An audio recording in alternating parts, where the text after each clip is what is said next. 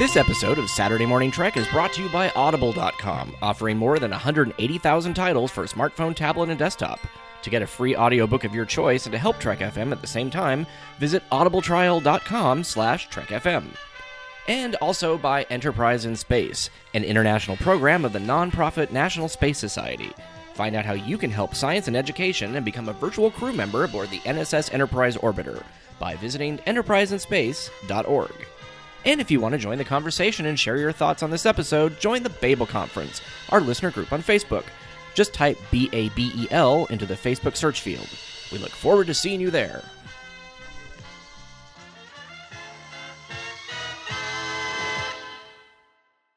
This is DC Fontana. You're listening to Trek FM.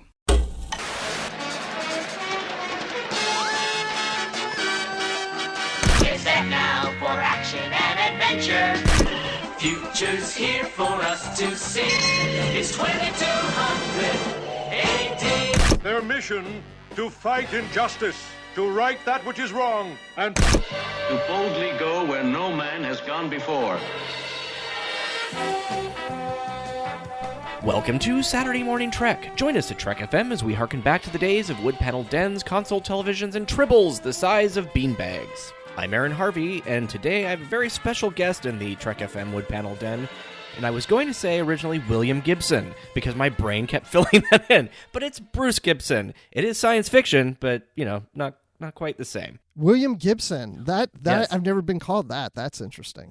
Where did that literary come from? treks, my brain is just like books, you know, cyberpunk, I don't know. Like, so you thought of me like William Shakespeare, Bruce Gibson, put those together, William Gibson.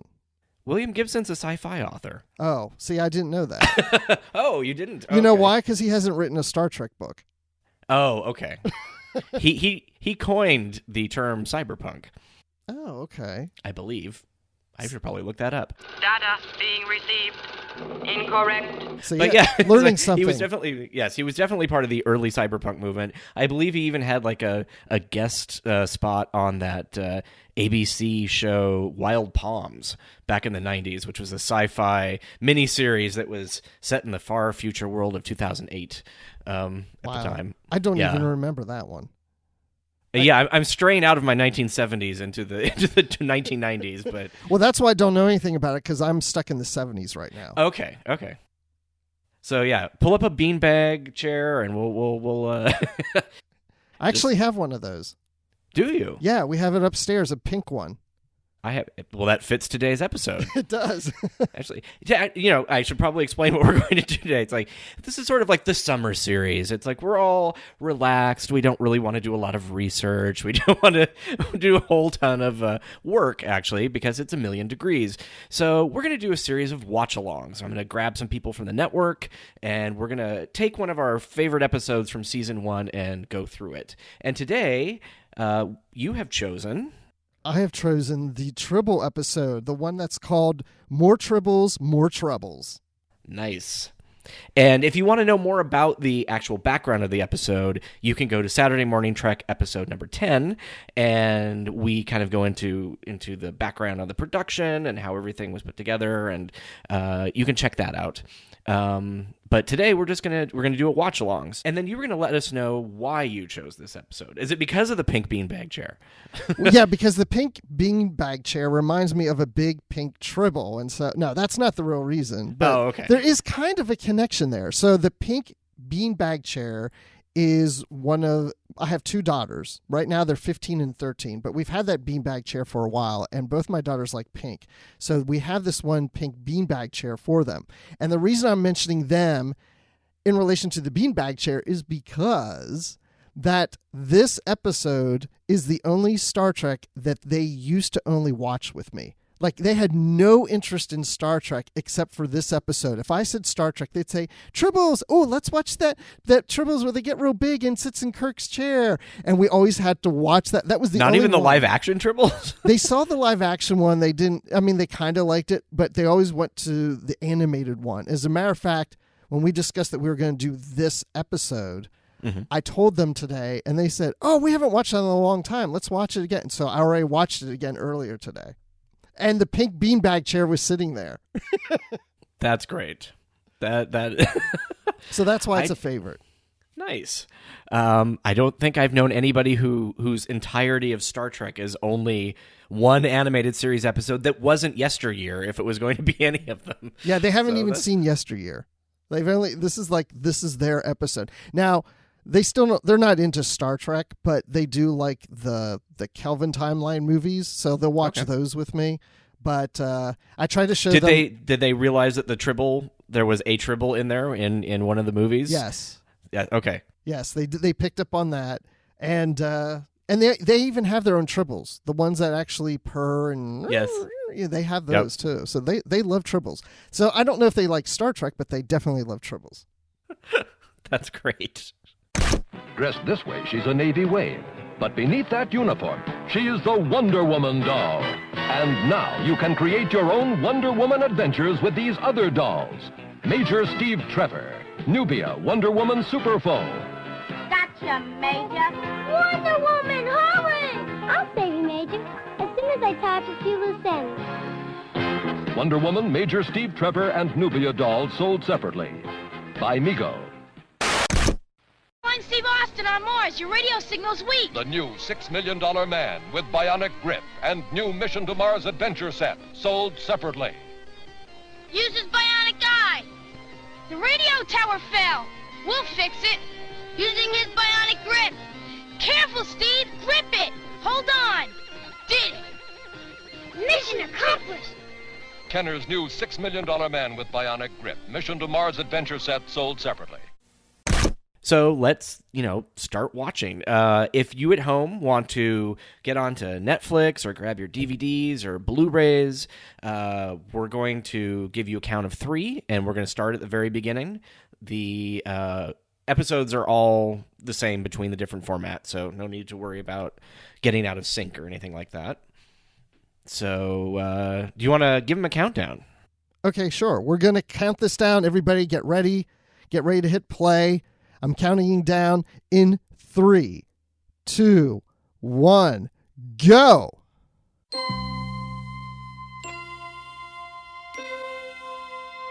Space, the final frontier. This is exciting. And I've always loved this intro. I do too. I actually want to hear a new arrangement of this theme music. That would be cool. It's funny because when they showed it to Gene, they were worried because it's not exactly the same, and he didn't notice at all. He's like, "Yeah, that's great. It's just like the show on TV, or just like the live action." They're like, "Okay, then." Yeah, because it has that kind of same vibe. It's very similar. It feels like they took notes and then flipped them or something like that. It's like it kind of does the same thing, but in the reverse. They took the music and turned it upside down and played it that way. It was actually orchestrated, or they not composed it, but they recorded it all in Paris. Oh, I didn't know that. I guess it was cheaper at the time. I don't know. So this is the French version. Yes, it's the French version. And here we have more troubles, more troubles, more tribbles. No, it's more troubles, whatever. It's by David Gerald.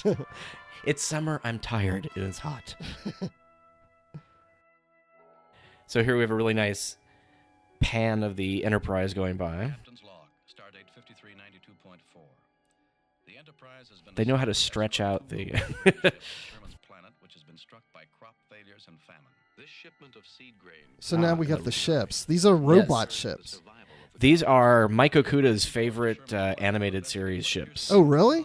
Yeah. Why is that? I guess because they have like an interesting profile. I'm not sure. Yeah, they are. I mean, you can tell it's definitely Star Trek, but it doesn't look like our regular starships. Yeah. It does look very freighter-like. Yeah. Sensors indicate the smaller vessel. And then we have a great overhead shot of the bridge. They're firing on him.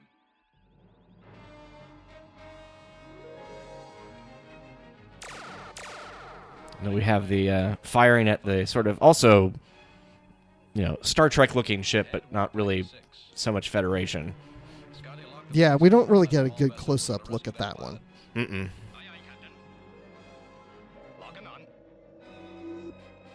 Oh, wait, I think I just saw Scotty had a mustache. That is Kyle.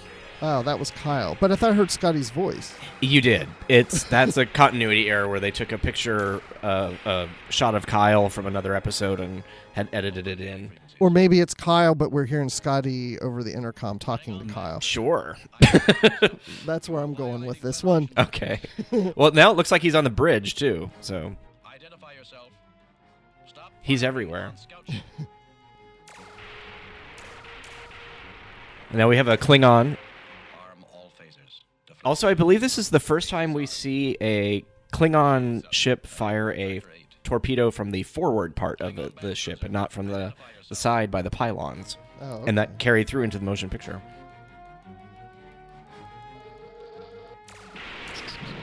I like this music. Gets stuck in your head after a while. They blew Yeah, up see, the there he ship. is again. He's on the bridge. He's in the transporter room. Yeah, he does get around. Yeah, it's supposed to be him. He's definitely down there. Yeah, he's a miracle worker. Yeah. Oh, and there's Kyle again.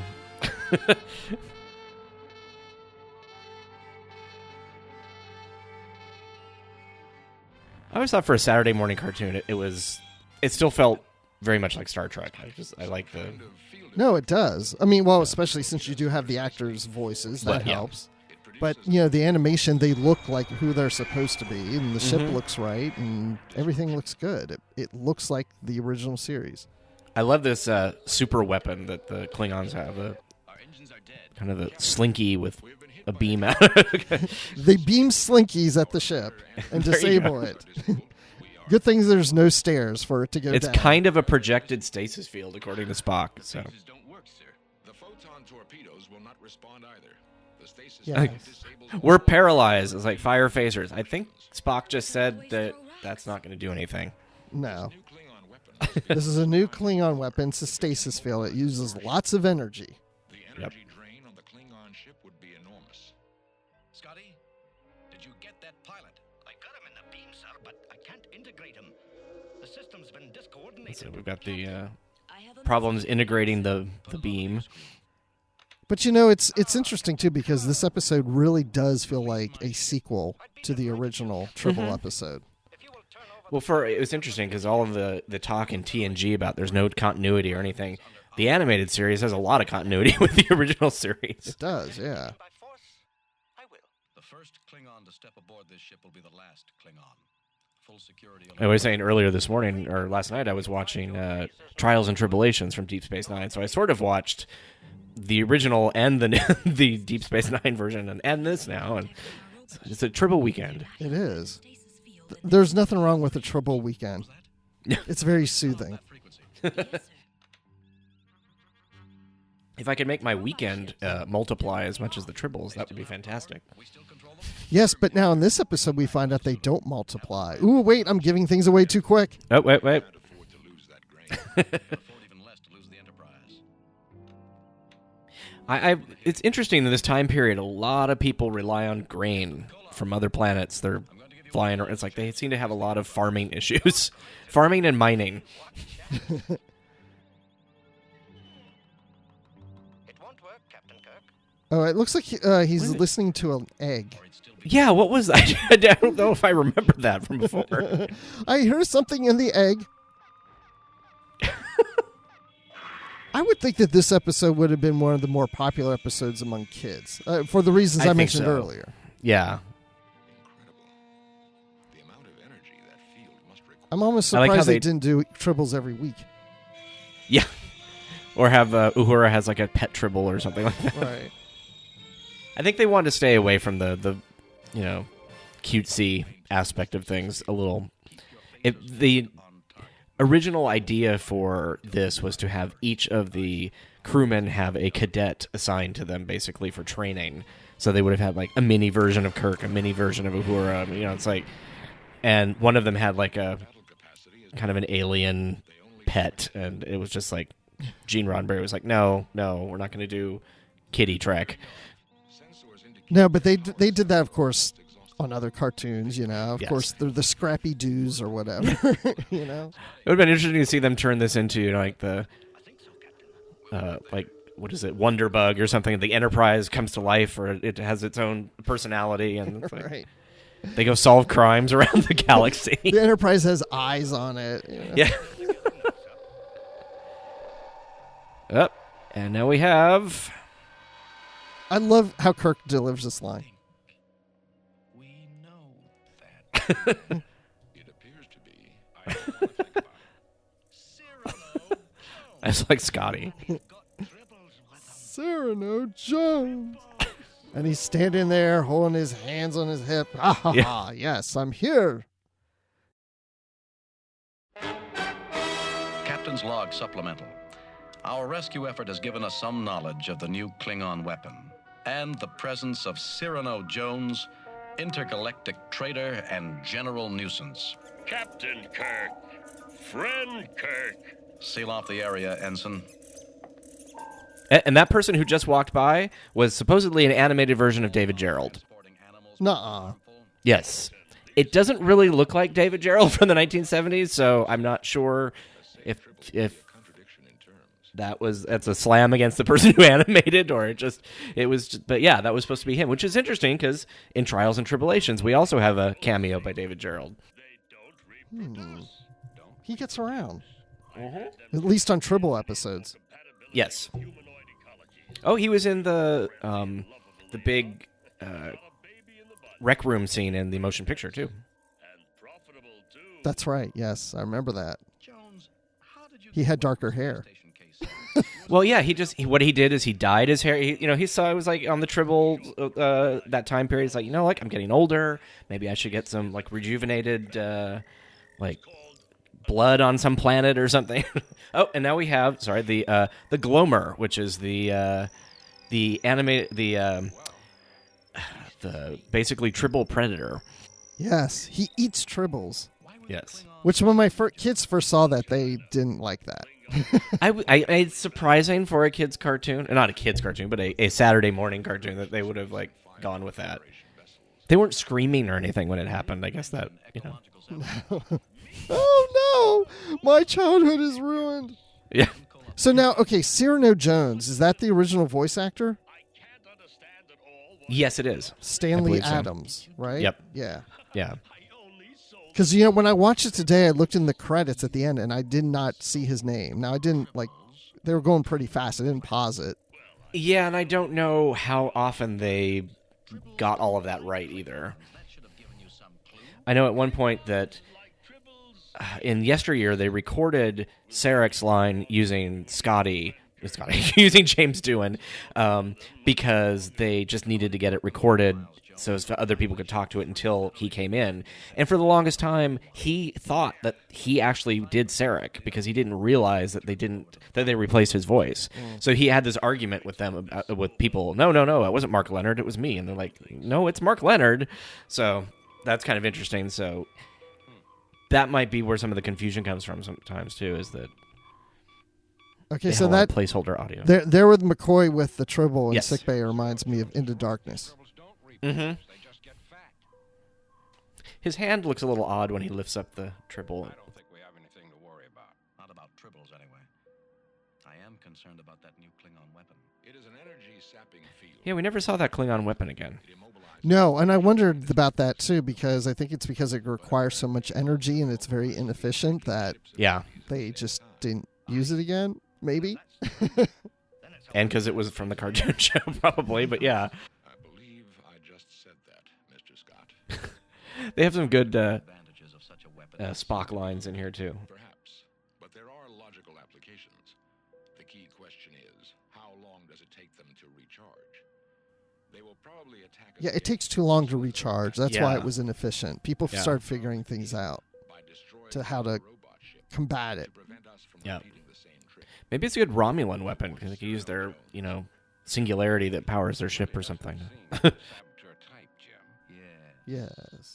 Status report on the damage. I love the put my hand up here so we don't have to animate as much. We've managed to transfer all the grain aboard, but it severely limits us. This looks like the beam was, I don't know, the grain ship looked like it was either crashing into the cargo bay or Yeah. that was very little odd. Yeah, they're like mating. The ships And were now it's mating. and now it's like on the other side. It's like Nor do I, Mr. Scott. But we've got But those canisters of grain actually look like what you would see on Next Generation. Yeah, I was thinking that. Yeah, I think that's kind of cool that has some similarities there. And on Next Generation, those are actually dye barrels. I had a friend who... Oh, I guess there's 2 of the grain ships, sorry. I have a friend who worked at Pendleton Woolen Mills, and he did, like, the dyeing of blankets and things like that. And he brought one of those home. It's like, would you like a Star Trek barrel? I was just like, what? And he's like, but they were so poisonous inside of it, you couldn't really do anything with it, but just you could clean out the outside and make it a table or whatever. But so that was pretty funny that... It might have been a standard barrel for other things, too. But a barrel roll. Yes. I like how the tribbles always seem to end up in the captain's chair. Yeah. And it's like, we never see them moving. I'm always curious to see how they get to that point. It's one of those things that tribbles don't move when you're looking at them. Yeah. It's like the weeping angels from Doctor Who. Exactly. You close your eyes, you open them, it just moves closer, but it's not moving now. That's sort of terrifying, actually. My kids hate the weeping angels. I should tell them that the tribbles are just like those. No, don't ruin the one Star Trek they like. Oh, that was weird. The phaser blast out of the Klingon ship just sort of went out at this bizarre angle. Yeah. That's even a super weapon, something new. And it's actually Captain Koloth, which is interesting because I think they mentioned that later in Deep Space Nine, where it's like he always regretted not having exchanging a battle or whatever with Kirk. I'm like, well, what is this? It's like they seem to be exchanging words and fighting right now. That's true. All the grain just spilled over. Uh-huh. I guess it's like, is it like salt? You have to like toss it over your shoulder for good luck or to avoid bad luck. Oh, see, and then the tribbles eat the grain and they get bigger. Now, see that's my beanbag chair right there. There should be a pink triple beanbag chair. That we got to get CBS on that. Oh, that would be sweet. That would be great, actually. It'd be very comfortable. Yeah. Furry. Hard to clean unless I guess you could unzip it and then you can put it in. Yeah, you unzip it, put it in the wash. Yeah, we've got the Tauntaun sleeping bag. Why not the giant pink triple beanbag? If they did that, I would tell you we would definitely have that in our house. You're welcome, CBS.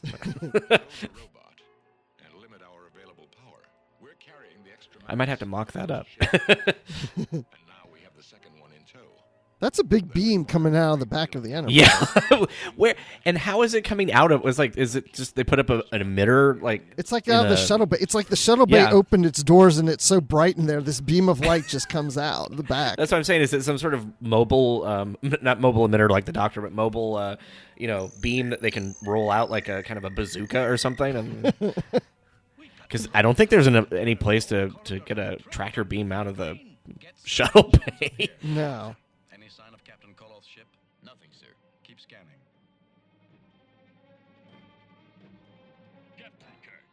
Yep.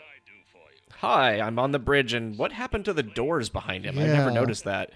They're a little jacked up there. Yeah, they're like off track. Yeah. Oh, they're fixed. Wait, his hand's in his pocket. What has he got in there? Yeah. I know, it's interesting because when is that his outfit from the previous? It's not, is it? When we see Harry Mudd next, it looked very much like they just sort of redrew the original outfit. This sort of looks similar but different. Yeah. Well, it's a big galaxy. Not everybody wears the same clothes. Yeah. But it's a cartoon. Yes. I had like the Lisa Simpson closet just full of the same clothes. Get out of the chair. That's the scene that my daughters always love. He seems out of breath when he does it. He's like, release the robot ship.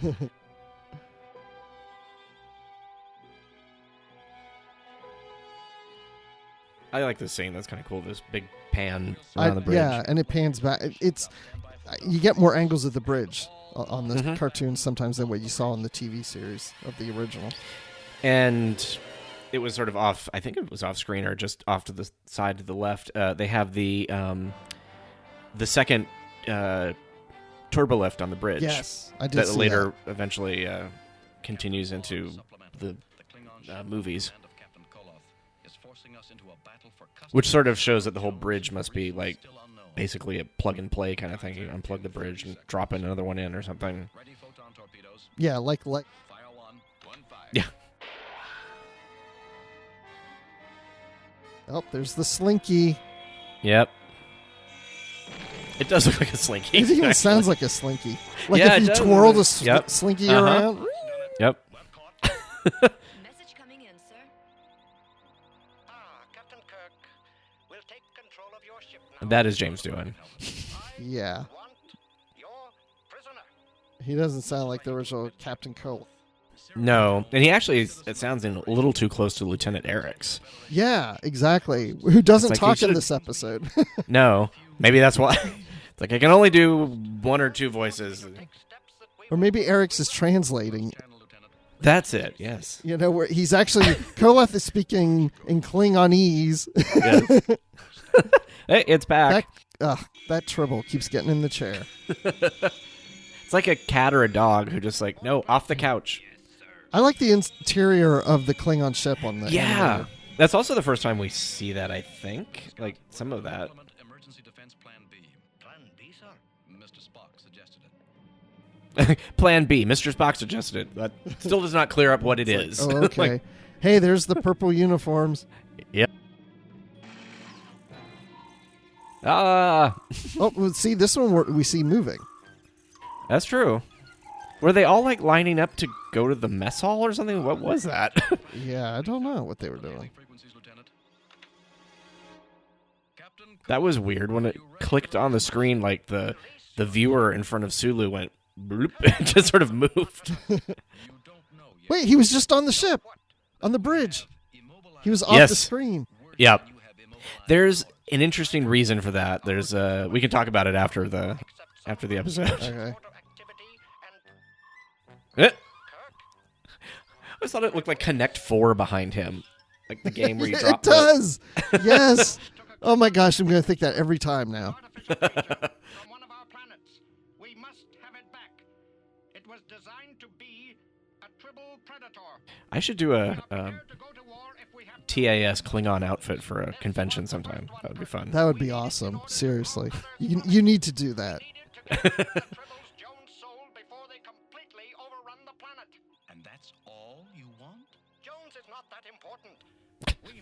The Glommer. Oh, well. I think David Gerald said he was never really happy with that name. It's like, I think it's fine. Transport the Glommer over to the Well, Tribble and Glommer. I mean, come on. Yeah. Oh, there's Kyle with Scotty. Yeah. Although his mustache looks a little darker there. But if you want the little beastie that bad, Mr. Jones, we'll transport. Yeah, because later you can see Kyle's facial hair basically grow from the original series and the animated series, and then it's like more full in the movies. It takes a long time for him to grow a beard. Yeah. There it goes. Goodbye. Well, at least we can report the stasis field is not as effective a weapon as we thought. Yeah. It's too high and takes too long. There you go. It's not practical. Nope. Agreed, Captain. Tribbles appeared to be a much more effective weapon. Yeah, they should have saved some triples and just beamed them on every time they had problems with Klingons. He may have kept the triples from reproducing, but he didn't slow down their metabolism. You see, they're not just giant. They're colonies. They're not giant tribbles. They're Yep. colonies. You got to break That's kind it of interesting, into too. colonies. Captain, the engine room is filled with. I have a stuffed one of those. Yeah, I was going to say, didn't they produce those? Or Yeah. And you can open it up and there's a little pink Klingon inside of it. Oh, wow. Yeah. Okay. I love the Glover's like, no, that's too big. The running is great. Yeah, the running's the best part, I think. Yep. And there's a lot of Klingons, or a lot of tribbles. They look like softballs. Kind of a, yeah. It's it's sort of a play on the original when they all fell on Kirk. Ah, that comes into play later, too. No, it does, yeah. It happens to everybody now. It does. What about the Klingons? Unless they treat their tribbles Oh, there's the colony of tribbles. Yep. That was weird. Oh. That's just that's fade. You missed one, Bones. No, I didn't. Yep. Boom. Yeah, there we go. Someday I'll learn. I doubt. And Cisco and Dax are up there throwing Klingons down. Yeah.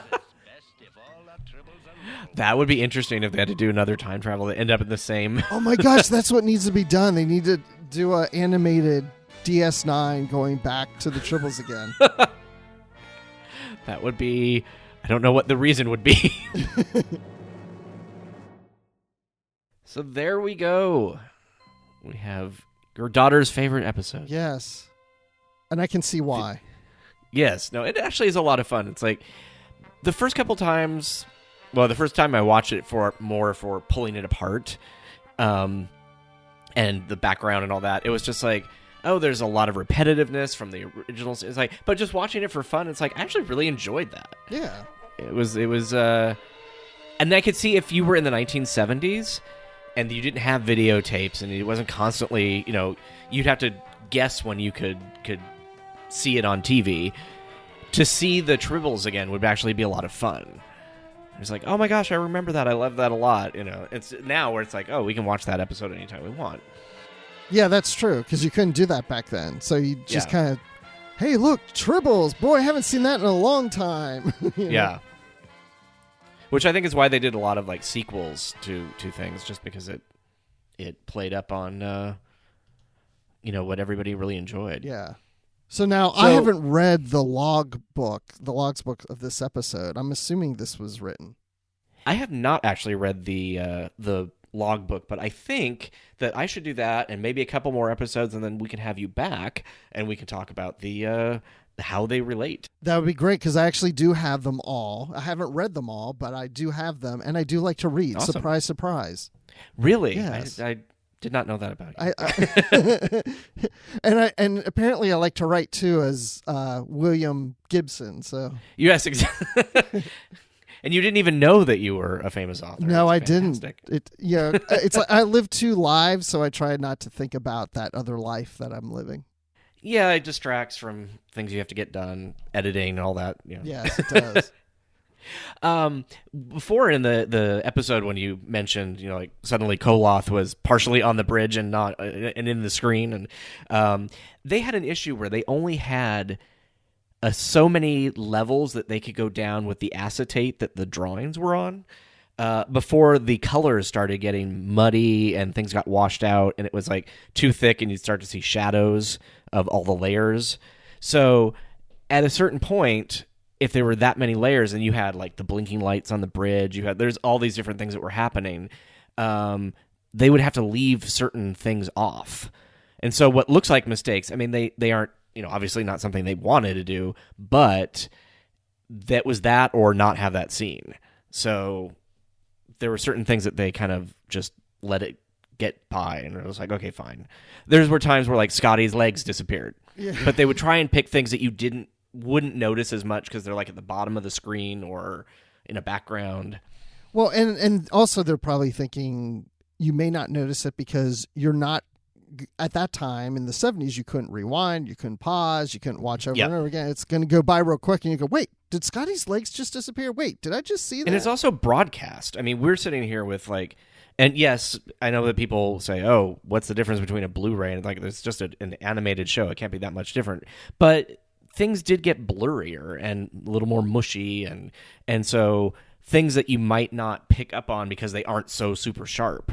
There was a difference with that. And it's then being broadcast over the air, and you get quality loss there, too. So, and it's not unusual. I mean, it's not just Star Trek. It's a lot of cartoons, especially back then. So my daughters and I, we all, we love Super Friends. We have all the Super Friends on DVD. And our favorite one, and I think it's from the very first season when it had like Marvin and Wendy. And so Wendy, Marvin, and Wonder Dog.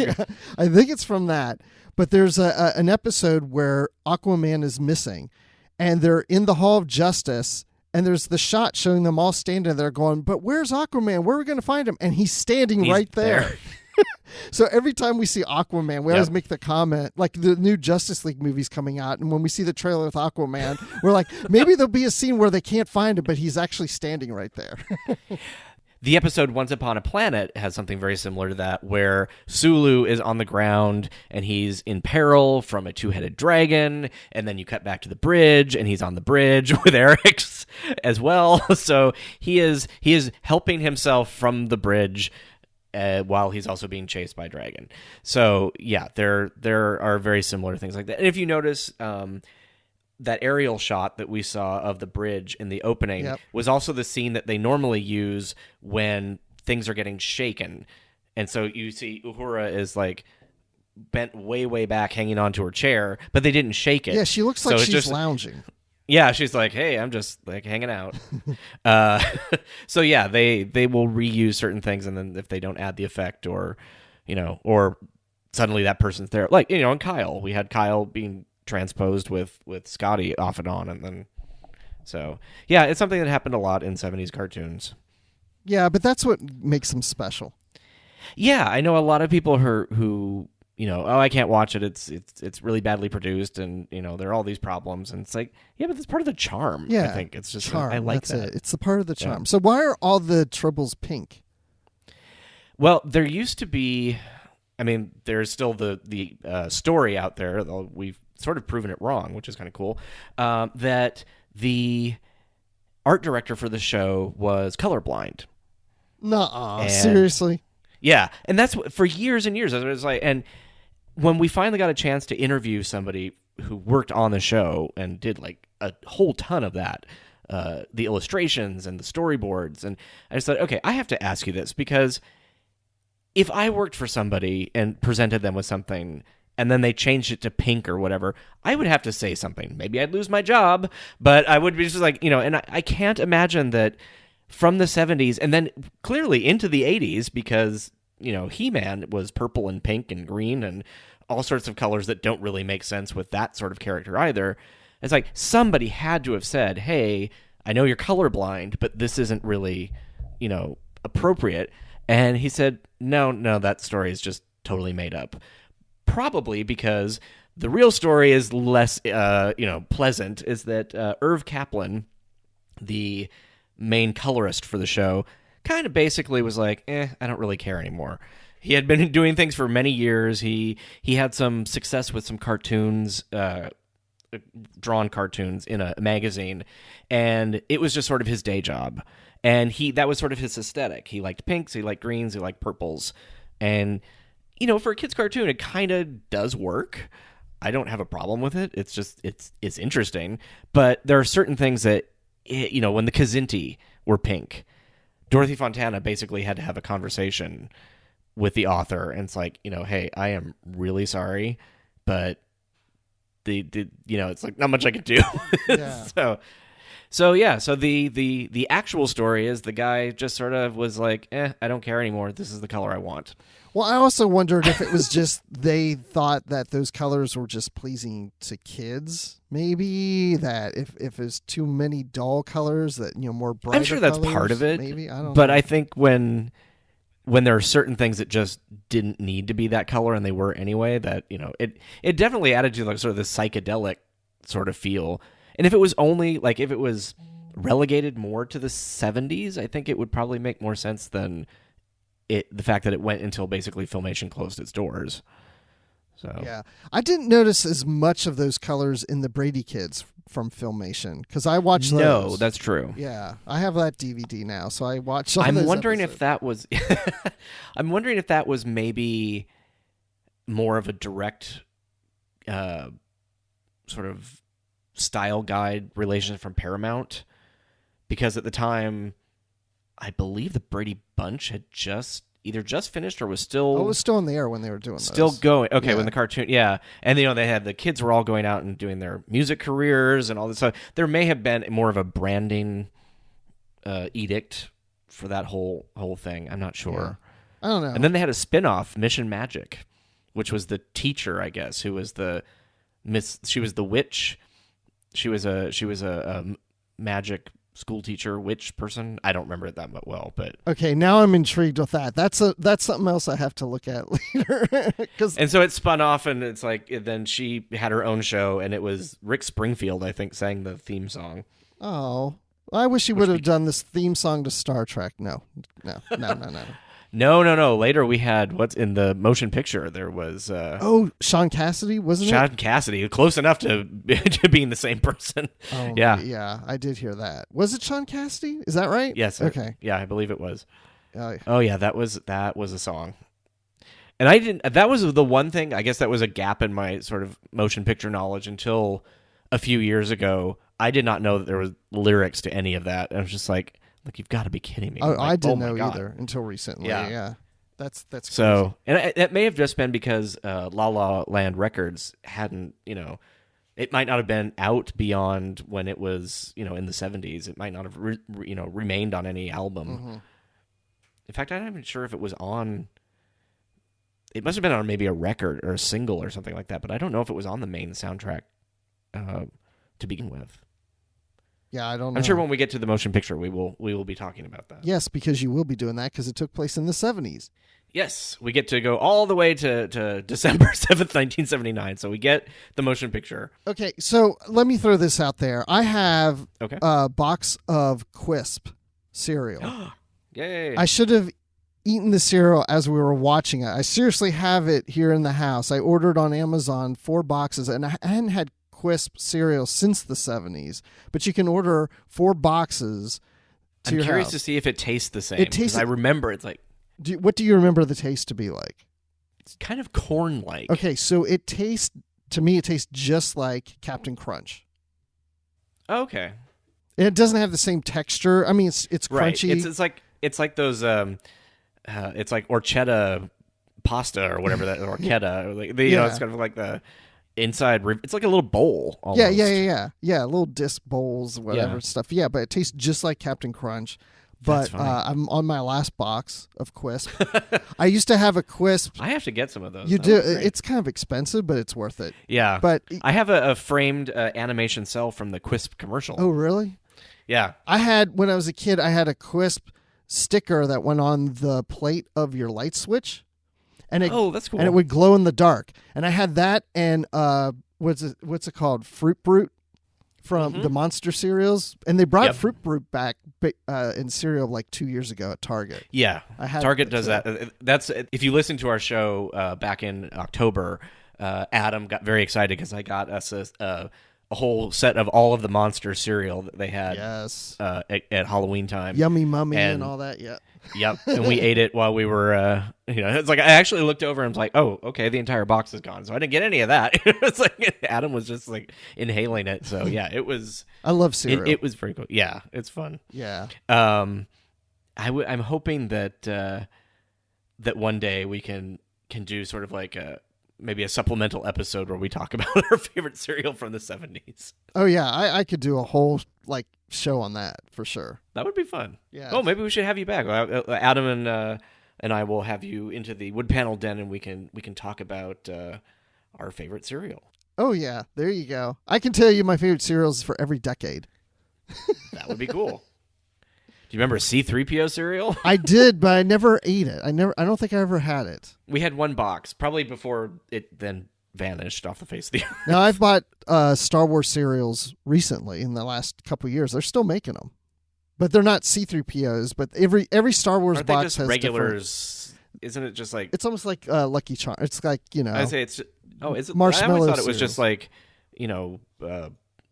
cornflakes with a Star Wars thing on it. I didn't think it was actually Star Wars cereal. I thought it was just other cereal with Star Wars branding. No, it's Star Wars cereal, and it's got like the little marshmallows or like little lightsabers and well, that's cool. Whatever, different shapes from Star Wars universe. They need a Star Trek cereal. Did they ever do? They did something with. Didn't they put Spock on a box or something?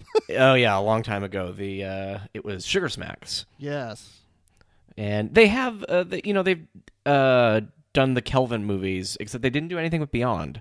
So I'll be curious to see if like Discovery gets some sort of like cereal box call out or something. That would be interesting. I guess we'll have to see how well it does. Yeah. That Burnham brand. No.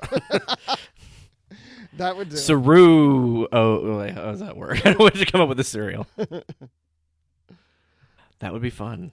the shredded Shinju wheats. I don't know. I have to work on those for a while.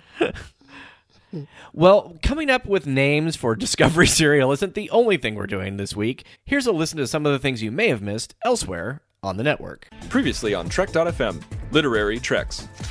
McCoy eventually gets command of the Enterprise, and one of the reasons for this is that he makes little comments to Kirk occasionally about how he has a cushy job. He's got, this nice comfortable chair he can sit in, because McCoy at this point, he's got a lot of people getting sick on the Enterprise. There's colds, there's broken legs or whatever. I mean, there's just, for some reason, sickbay is busy. The 602 Club. There's a certain aspect to what's happening with superhero stories where they really sort of want the villains to be more complex, and they want you to sometimes sympathize with them and have their personas be, deeper, richer, perhaps not so pure evil. The Ready Room. Yeah, I think it's almost like a journal or a diary entry, a verbal diary reflection in the middle of the episode when he's reflecting on society. And it's the thing that I love about it, it's all very socially aware and well written. It's really well done. But Spock's verbal description of everything going on struck me this time. This would be like if in The Next Generation you hear Captain's Log, First Officer William Riker, recording for Captain Picard, who's currently on holiday. And that's what else is happening on Trek.fm. So check out the shows and get in on the daily Trek Talk. You'll find them at iTunes, Stitcher, TuneIn, Spreaker, and the Windows Podcast Directory for Xbox and Zune. You can visit our website at trek.fm and view our podcast directory and stream all of our shows right from the website. We'd also like to invite you to leave us a rating and review in iTunes. Not only does it help us know how we're doing, it also helps other people find the show. Before we go, I'd like to thank our patrons, Eric Extreme and Ju Kim. Thank you so much for your support. And if you want to become an associate producer of a Trek FM show, all you need to do is become a patron of the network at the $25 or more level. Go to patreon.com/TrekFM and find out how you can become part of the team. That's patreon.com/TrekFM.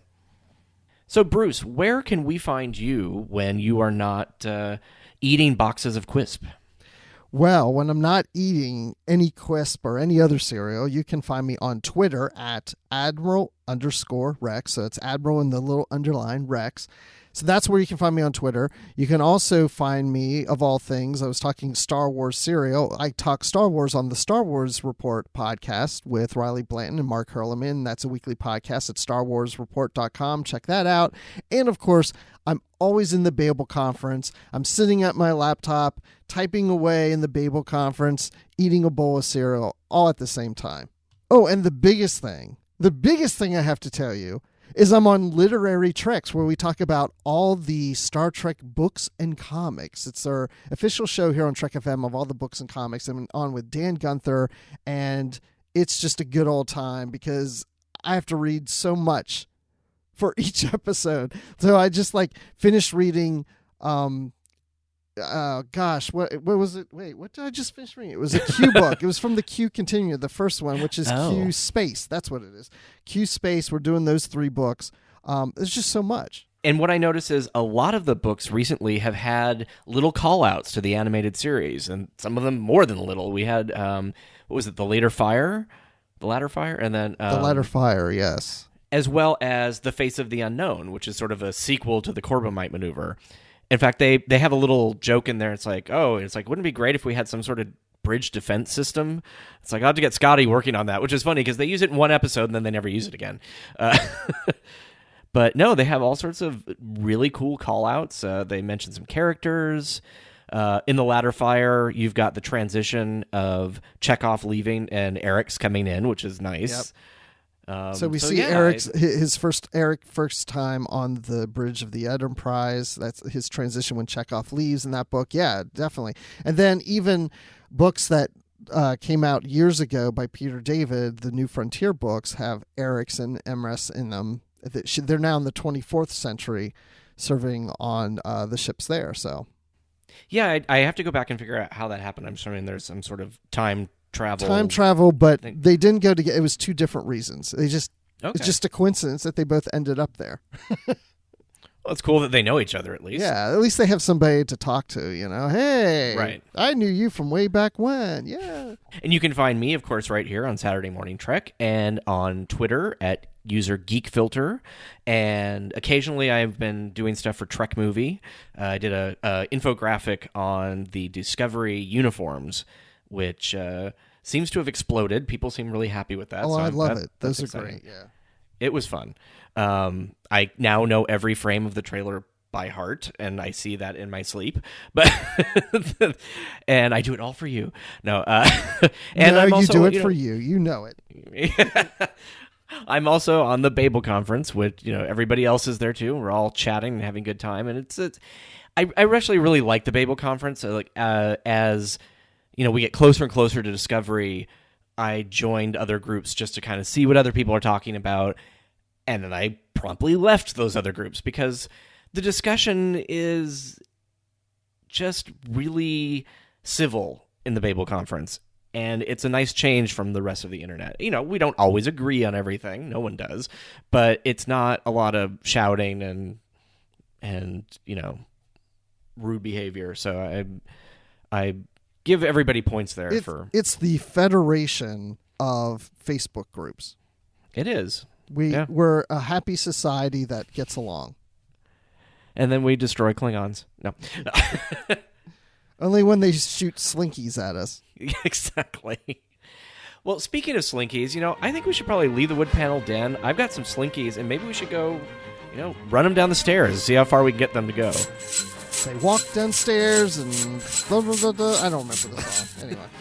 Oh, and remember, there is an animated series. But you've got to admit, if we've got to have tribbles, it's best if all our tribbles are little ones.